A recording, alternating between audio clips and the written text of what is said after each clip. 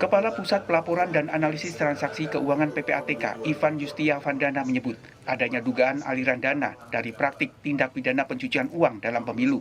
Saat ini PPATK terus berkoordinasi dengan KPU dan Bawaslu untuk mencegah potensi aliran dana siluman tersebut.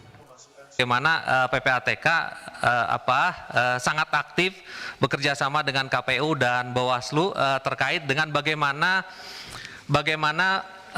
potensi tindak pidana pencucian uang ini agar tidak menjadi bagian dari pendanaan pemilu.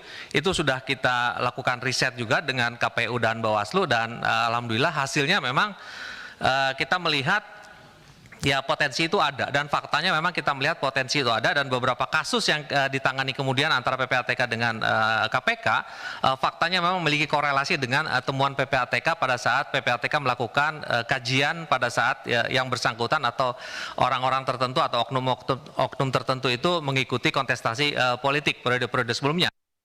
Harian Kompas 15 Februari 2023 mengangkat temuan PPATK terkait pencucian uang di sepanjang tahun 2022.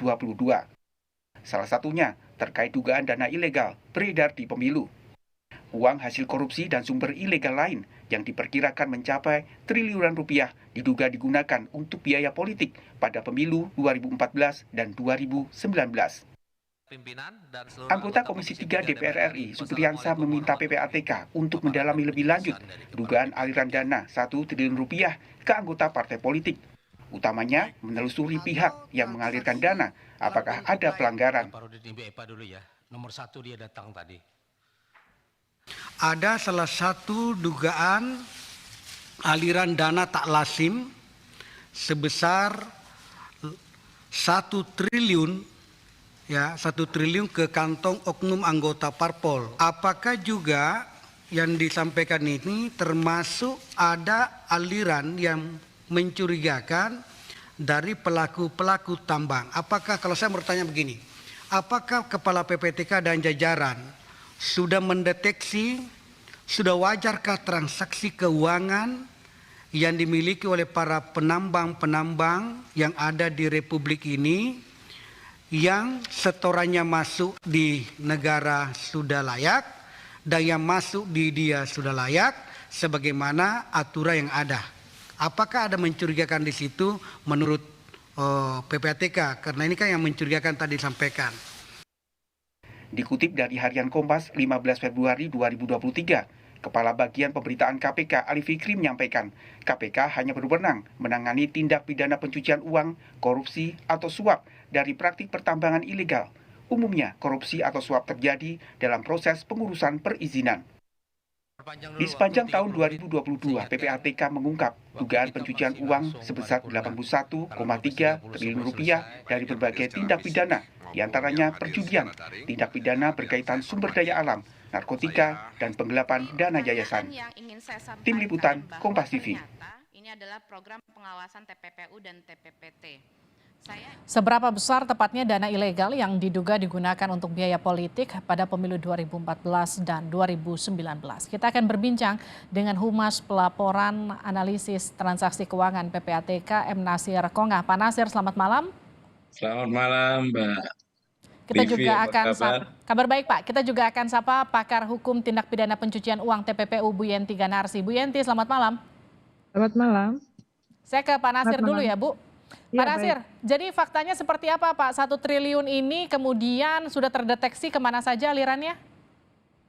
Ya, tentu kita terus berproses ya. Aliran dana itu sudah sebagian kita sampaikan kepada penyidik ya, untuk bisa ditindaklanjuti. Yang pasti kita di dalam menghadapi pemilu ini sudah membuat Satgas Pemilu ya, bersama dengan Bawaslu, KPU, dan pihak-pihak lain ya. Ini intinya kita berupaya untuk mendapatkan para wakil rakyat, pemimpin kita, baik gubernur, wali kota, bupati, anggota DPR, DPD, yang benar-benar bersih, punya visi untuk menjadikan Indonesia ini lebih sejahtera, lebih makmur, dan Nah itu visinya ya Mbak Ya, Livi. Pak Nasir, tapi kan Artinya, kita bicara soal upaya perbaikan, bagaimana kita memperbaiki kalau problem yang kemarin itu belum selesai. Kan kita juga harus tahu kemana alirannya, berapa totalnya, kemudian upaya tindak lanjut setelah kemudian ditemukan aliran itu seperti apa. ya di dalam kerjasama itu tentu kami sebagai eh, intelijen di bidang keuangan ya PPATK mentrasir dana-dana dari para calon anggota yang ada ya. Mhm. Dan data itu disuplai oleh Bawaslu, KPU dan lain-lain sehingga calon-calon yang ada ini kita pantau ya transaksinya dan bila didapatkan indikasi tentu kita sampaikan kepada penegak hukum Oke, maupun ke Bawaslu. saya ke Bu Yenti. Bu Yenti, kalau kita bicara dana siluman kan sebetulnya ini bukan lagu baru, katakanlah seperti itu. Tapi kan kasusnya nggak selesai-selesai. Artinya kan ada penanganan yang tak tuntas. Kalau Bu Yenti sendiri melihatnya seperti apa, Bu? Jadi gini, jadi mungkin yang disampaikan PPATK itu ada data ya, ada data dari calon-calon ya, orang-orang yang mencalonkan, kemudian dilihat rekeningnya, mungkin memang harusnya begitu kan, yang Mhm. mencalonkan ini, kemudian di dalam rekening calon-calon tersebut ternyata ada transaksi-transaksi yang besar gitu ya, tadi Ya. disebut ya bahwa sampai 1 triliun. Tapi sebetulnya di dalam Undang-Undang Pemilu sendiri memang potensinya besar sekali karena di sana kan pendanaan pemilu saja, pendanaan pemilu saja apa ya transaksi-transaksinya itu juga auditnya kan tidak patuh juga. Mhm. Kemudian sumbangan dana pemilu perorangan itu kan masih 1 miliar ya kalau nggak salah ya. Ya. Korporasi 7 miliar ya Pak ya. Nah, Ya. nah ini kan ini dulu juga begitu ya, potensinya seperti itu. Artinya apa? Nanti siapapun yang menyumbang ke oknum yang mencalonkan diri atau ke partai itu harus betul-betul jati dirinya ada, know your customers-nya tuh ada, betul-betul ini siapa yang menyumbang.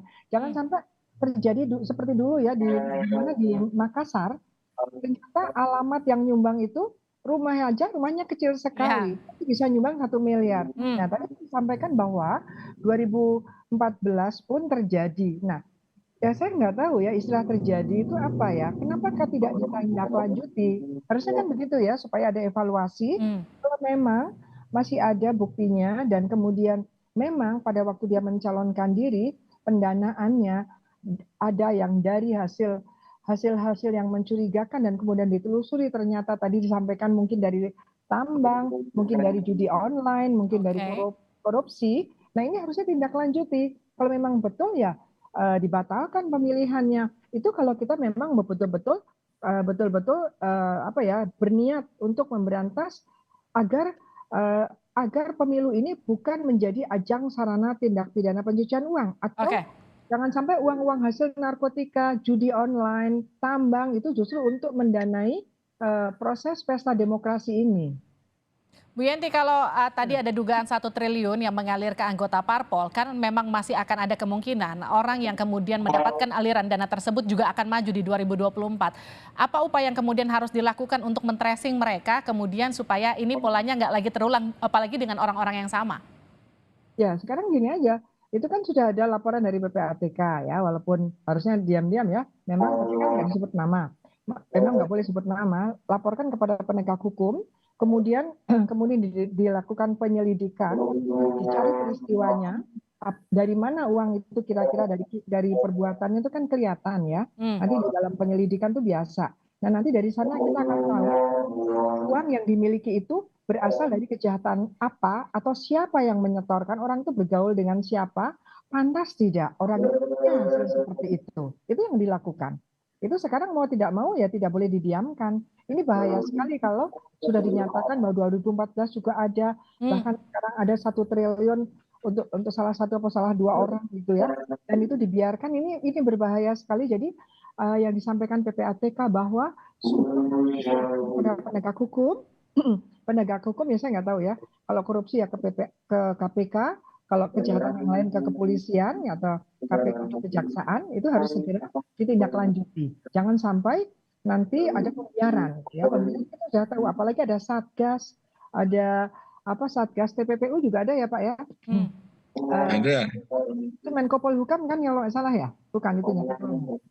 Yang Kita sebagai itunya, TPPU siapa? PPATK sebagai koordinatornya, Satgas Pemilu namanya.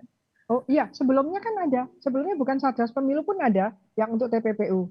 Kan Itu TPPU-nya saja secara ada. nasional ada yang disebut dengan Komite Pencegahan Pemberantasan Tindak Pidana Pencucian Uang. Jadi kan Jadi itu itu lembaga. meliputi semua masalah ya Iya. tindak pidana. Oh iya, Diketuai tapi oleh kan itu Menko sudah, Polhukam. artinya bisa jadi di situ pun sudah ada data yang ada di Satgas Pemilu itu nanti sama dengan ada yang di general tadi di situ kan. Artinya kalau memang mau betul-betul serius kan data bisa dari mana-mana baik dari Satgas maupun dari TPPU tadi. Oke. Dan kita serius terus nih Bu Genti, iya, harus nggak serius, pernah nggak Pak. serius. Iya, serius tuh. Pak, maaf ya, serius itu karena 2014 kok dibiarkan itu, jadi saya bilang loh, kok diseriusin enggak gitu loh. Kok tadi disebutkan bahwa 2014 juga terjadi.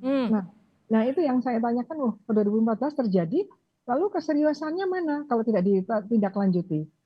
Oke, Pak Nasir silakan dijawab. 2014, 2019 itu sudah lalu. Kita kan akan menghadapi 2024. Upaya pencegahan 2014 dan 2019 ini tidak terulang. Seperti apa, Pak? Nah tentu tadi ya kita bekerja sama dengan para pihak terkait Bawaslu, KPU ya di dalam melakukan analisis strategis mengenai risiko dana kampanye yang dijadikan sebagai sarana pencucian uang ya. Dan riset-riset itu sudah kita lakukan dan kita sudah identifikasi, udah tahu lah apa yang harus dilakukan dan di saat ini tuh yang seperti sekarang menjadi pemberitaan itu ada dana 1 triliun untuk yang mengalir kepada orang per orang yang juga digunakan untuk pemilu kan seperti itu. Itu warning ya yang kita sampaikan, kita berikan untuk bisa semua mengantisipasi jangan sampai ini dijadikan sarana pemilu sehingga nanti hasil dari pemilu yang mengeluarkan dana begitu besar sampai 76,6 triliun kan dana pemilu kita untuk 2024 nanti hampir 77 triliun ya. Nah itu kan harusnya dengan biaya yang besar itu benar-benar bupati kita, gubernur kita, DPR kita itu orang-orang yang punya visi ya kan di dalam membangun negeri ini. Baik.